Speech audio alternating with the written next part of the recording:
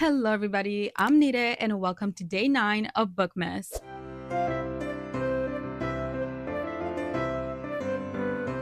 So in this video, we're going to be talking about all of my 2025 bookish favorites. This is not specifically just about books. I'm going to talk about my favorite tropes, my favorite authors, my favorite genres, a little bit of everything. We're going to cover a little bit of everything in this video, just my favorite bookish things of the year. But of course, we have to start with my favorite books. Now, I am filming this video during November, so technically I'm still not done reading for the year, but I think the 3 books I'm going to talk about are pretty solid favorites. So even if I end up adding more to the list, these ones are going to stay in my favorite list for 2025. And the first book is Atmosphere by Taylor Jenkins Reid. If you've seen any video of mine during this year, you know that I'm absolutely obsessed with this book. I cannot put it down. I love the story. I love the characters. I cried multiple times while reading this book. I just love it so much. It's one of my favorite Taylor Jenkins Reid's books. If you have not read it, pick it up, please, because it is such a great book. So another book that I really enjoyed this year was All the Sinners Bleed by S.A. Cosby. This is my first book by S.A. Cosby, but I am so obsessed with his work now. I cannot wait to read more of his backlist because from the very beginning, I already knew that book was going to be a 5-star, and of course it was, because it was just such a great thriller. Like I said, I cannot wait to read more from him because, oh my god, such a great book. So if you read books by S.A. Cosby before, let me know what your favorite books are by him because I need more recommendations. The next book that I'm going to talk about is actually very surprising because even though I do read a little bit of everything and I do tend to read nonfiction here and there, I just don't really love nonfiction. Like, it's not my top genre. I usually prefer fiction over nonfiction. So it is very, very surprising that I actually have a nonfiction book on my top books of the year, and that book is All in Her Head by Elizabeth Coleman. So this book basically talks about the history of medicine, but focusing on women and the way that women have been treated throughout the years and how it has impacted our way of living. And it's just such an interesting read. Like, I highly recommend you read this book if you have not done so already. It is so informative. It definitely opened my eyes about various topics. It made me angry sometimes, it made me reflect, and it is just such a great book. I definitely recommend it, and I'm so glad I picked it up during this year. So for the next category of favorites, we're going to talk about genres. For 2025, I mainly read thrillers. Like, I read quite a bit of thrillers. I feel like it was because I was in a bit of a reading slump during most of 2025, and thrillers always get me out of reading slump, so I tried to read quite a bit so that I could try and get out of my reading slump, which sometimes it worked and sometimes it didn't, but overall it was a very popular genre for me this year. Next up, we have horror. I read quite a bit of horror books during 2025, which is a little bit surprising because I don't usually read a lot of horror books, but I did during 2025, which is great. I absolutely loved most of the ones that I read. And then finally, the other genre that I really enjoyed during 2025 was general fiction. I just really wanted stories that,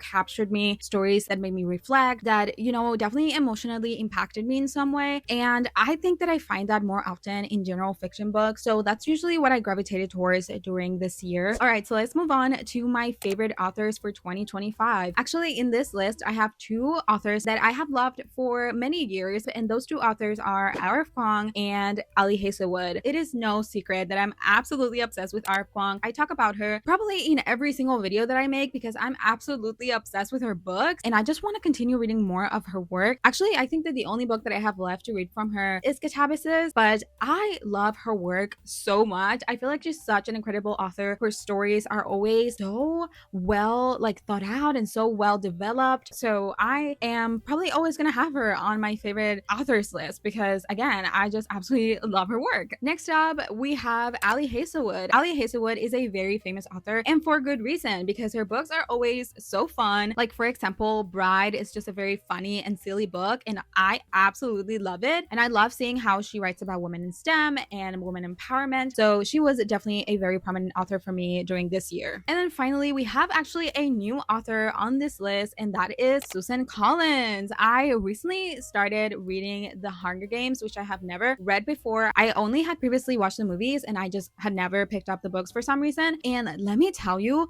those books hold up, okay? You could tell me those books were written today, and I would believe you. I would believe you because they are so well written. So really excited to continue reading more from her. All right, so let's move on to favorite tropes. And really the only trope that I can think about is the fan family trope. That is, and it will always be my favorite trope, okay? I love found family. We all know this. If you've seen any of my videos, you would know I'm just obsessed with found family, okay? So if you have any found family book recs, leave them in the comments down below because I just love anything and everything that has to do with that trope. Yeah, definitely my favorite trope of all time, definitely my favorite trope throughout 2025, and most probably will be my favorite trope in 2026 as well. Now let's talk about my favorite bookish apps that I used during 2025. And the first one that I want to talk about is Libby. I recently discovered Libby in 2025, and since then I have been using it nonstop. And if you don't know what it is, Libby is a library app that you just connect your library card to, and you have access to so many books that you can borrow just like you would do in a library. And it's been such a game changer for me. I have been able to read so many books through Libby that I wouldn't have read otherwise. Also, like, it helps support your local library, so any library that you're using the library card from will be supported throughout, you know, your use of Libby, which is always amazing. And similar to that is Hoopla, and I believe that one is specifically for audiobooks only. And again, I absolutely love it, and usually there's no wait on Hoopla. And then the last app that I want to talk about is Storygraph. Storygraph is very similar to Goodreads, where you can keep track of all the books that you recently read, and I really like how it shows you a lot of statistics and stuff about your reading, because I love stats. I love seeing how many books I read in a month, which ones were my highest rated, and it just shows you all your stats for every single month. And I just love being able to see everything in one little place. So I really enjoy Storygraph. So if you have not tried it, I definitely recommend you do and see what you think about it. All right, so now let's talk about my favorite special edition books that I got this year. The first one is the Poppy War Special Edition by R.F. Kuang. This is absolutely gorgeous. It has a beautiful new cover. It has sprayed edges. The naked hardback has foiling, and it also has many gorgeous illustrations throughout the book, and I just absolutely love it. I'm so glad that it's part of my collection. And then similar to that one, I also have the Dragon Republic Special Edition, and I think that this one is even more gorgeous than the Poppy War. I just love the whole like water theme that it has going on, and again, it has a new cover. It has sprayed edges. It also has foiling in the naked hardback, and of course there's more beautiful illustrations throughout the book. And I'm so happy that I have this. I'm very hopeful that we're also going to get a special edition for The Burning God, and I'm going to be able to complete my trilogy in special editions. All right, so this next book is actually not a special edition. Like, the cover that I'm about to show you is the normal regular cover of this book, but it is so gorgeous that I need to show you. And the book is Violet Disawade is Not a Villain Anymore by Emily Kremfold. Look at this cover. You cannot tell me this is not the most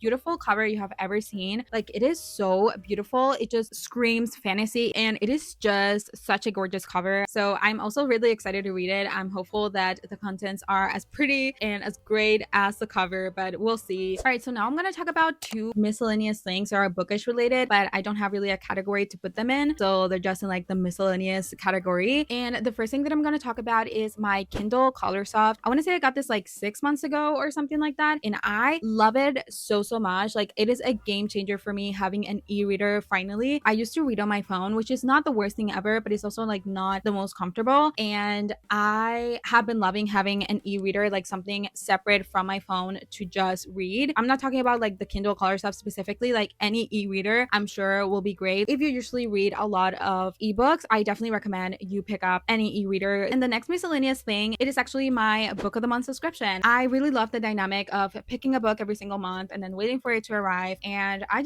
have been really enjoying it. So it is something that if you can and you have been thinking about for some time, you should probably check out. And then last but certainly not least, I want to talk about two booktubers that I just have been loving during this year. And the first one is BooksandLala. I'm so obsessed with her channel. I love her reading vlog specifically. I'm just always seated every single time that she uploads a new video, okay? I'm always on the lookout for the next BooksandLala video. So I definitely recommend you check her channel out. If by some reason you have not heard anything about her, definitely recommend her channel. And then another booktuber that I just been really liking is Emmy Rosam. I love how she mixes in like lifestyle influencer videos with book videos, and she mixes them to make like a day in my life as a booktuber and stuff like that. They're always so entertaining, and she has like this very calm voice and calm vibe about her that I just think it's so cozy, and I really just love watching her videos. And she's such a fast reader, and I just love seeing all the books that she reads in a month, and I always have such a great time watching her channel. So I definitely again recommend you check her out if by again some miracle you have not heard about her channel yet. So I'll have them both linked in the description down below if you want to go check them out. All right, so that is it for all of my 2025 bookish favorites. Let me know in the comments down below some of your favorite bookish things for 2025. And with that being said, we have come to the end of the video. So if you enjoyed it, don't forget to leave a thumbs up, and also if you're not done so already, don't forget to subscribe, and don't forget to hit the notification bell so you get notified whenever I upload my next Bookmas video, because we are currently on day 9, so we still have some videos videos left, and I will see you tomorrow for a new Bookmas video.